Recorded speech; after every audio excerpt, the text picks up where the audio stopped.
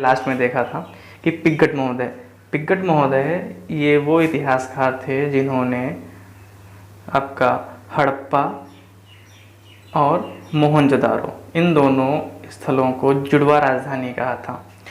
आगे लोथल आपका बहुत ही महत्वपूर्ण है। क्यों महत्वपूर्ण है आगे देखेंगे। इसमें क्या है, ये गुजरात का एक अहमदाबाद ज़िला है, वहाँ पे जो नदी है भोगवा नदी, उसके किनारे एक व्यापारिक केंद्र था ये। और ये शहर सिंधु घाटी सभ्यता का एकमात्र शहर था जो पूरी तरह से दीवारों से घिरा हुआ था। हम इसकी विशेषताएं बाद में पढ़ेंगे, किस तरीके से किले होते थे, 2 किले होते थे, एक केंद्रीय और एक बाहरी किला, वो हम बाद में देखेंगे। तो ये जो लोथल था आपका क्या था, पूरी तरह से दीवारों से घिरा हुआ था। और ये है कहाँ पे, गुजरात में है। नदी कौन सी है, भोगवा। आपको नदी बहुत अच्छे से याद करनी है, हर स्थल की कौन सा स्थल किस नदी के किनारे स्थित था।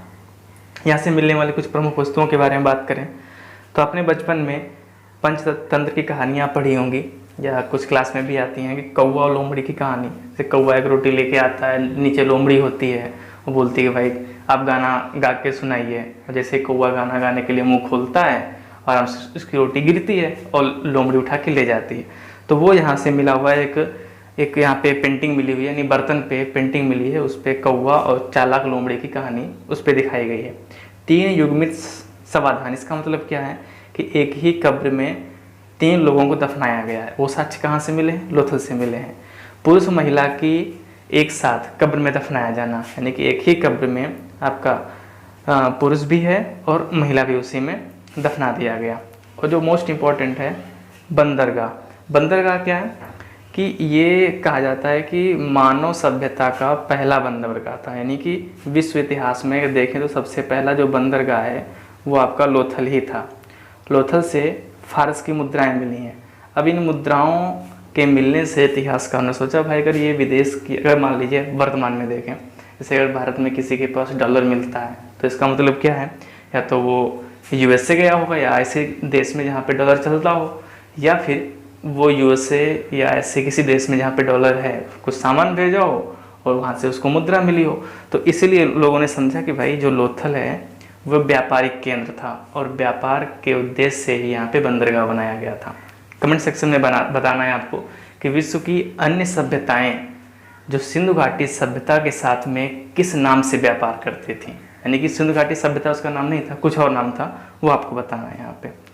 तो लोथल से क्या क्या हमने देखा, चालाक लोमड़ी की कहानी, 3 युग्मित समाधान, पुरुष महिला को एक साथ कब्र में, और एक बंदरगाह। अगला स्थल आपका ये देख लीजिए, ये फोटो है आपकी लोथल की। ये कुछ इस तरीके से गोदीवाड़ा था, बंदरगाह हिंदी में गोदीवाड़ा बोलते हैं। ये गोदीवाड़ा यहीं से कुछ इस तरीके से व्यापार होता होगा। ये गुजरात में आपका है। नदी कौन सी है, भोगवा। अगला आता है आपका चन्नू दड़ो की जो खोज थी वो गोपाल मजूमदार और अर्नेस्ट मैके, ये नाम पूछते हैं ऑप्शन में। अगर क्वेश्चन आता है तो अर्नेस्ट मैके का नाम आता है, गोपाल मजूमदार का बहुत ही रेयर केस में आता है। तो याद कौन सा रखना है कि गोपाल मैके द्वारा 1931 में, अर्नेस्ट मैके द्वारा 1931 में चन्नू दड़ो की खोज की गई थी। अब यहाँ की प्रमुख वस्तुओं के बारे में बात करते हैं, क्या क्या मिला था। सबसे पहला यहाँ पे जो मोस्ट इंपॉर्टेंट है, मनके बनाने का कारखाना, यानी कि जो मोती बनते थे वो चन्नू दड़ो में ही बनते थे पूरी सभ्यता के लिए। जितने भी 1000 से ज़्यादा स्थल हैं वो सभी के सभी जो मोती हैं वो कहाँ से ले जाते थे, चन्नू दड़ो से ले जाते थे। अगला आपका है सौंदर्य प्रसाधन की वस्तु। यहाँ पे एक डिब्बा मिला है बक्सा टाइप से, उसमें क्या है, काजल, कंघी, बिंदी, लिपस्टिक, बिंदी, जो भी आज की महिलाएं प्रयोग करती हैं अपने सौंदर्य के लिए, वो सब कुछ यहाँ से मिला है। अगला क्या है, अगला आपका आता है सील और मुद्राओं का प्रमुख केंद्र। जैसे अगर मान लीजिए मोती बनते थे तो साइड में आपका सिक्के, मुद्राएं, सील, ये सब भी बनाने का कारखाना था। तो ये प्रमुख रूप से एक व्यापारिक केंद्र के रूप में उभर के सामने आया है। लेकिन आपको याद रखना है, पहला मनके बनाने का कारखाना, ये कई बार पूछा गया कि मनके बनाने का कारखाना सिंधु सभ्यता के किस स्थल से प्राप्त हुआ, तो याद रखना है आपको चन्नू दड़ो था वो।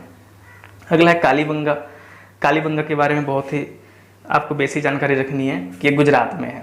ठीक है, गुजरात के गंगानगर आपका गुजरात में नहीं है, राजस्थान में है।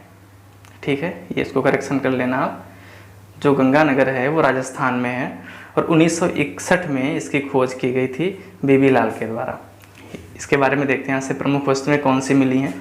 प्रमुख वस्तुओं के बारे में बात करें तो मिट्टी की चूड़ियाँ, यहाँ से भाई कालीबंगा का मतलब ही होता है काली बंगा, मिट्टी की चूड़ियाँ, रंग बिरंगी चूड़ियाँ।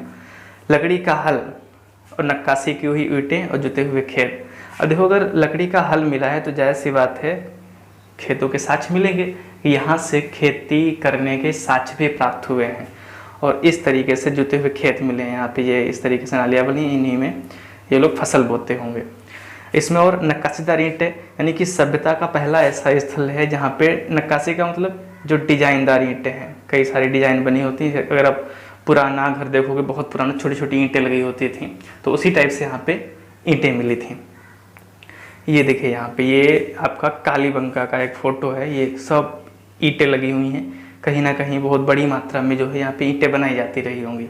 तो इस तरीके से आपका कालीबंगा हो गया। वीडियो कैसा लगा कमेंट सेक्शन में ज़रूर बताएं।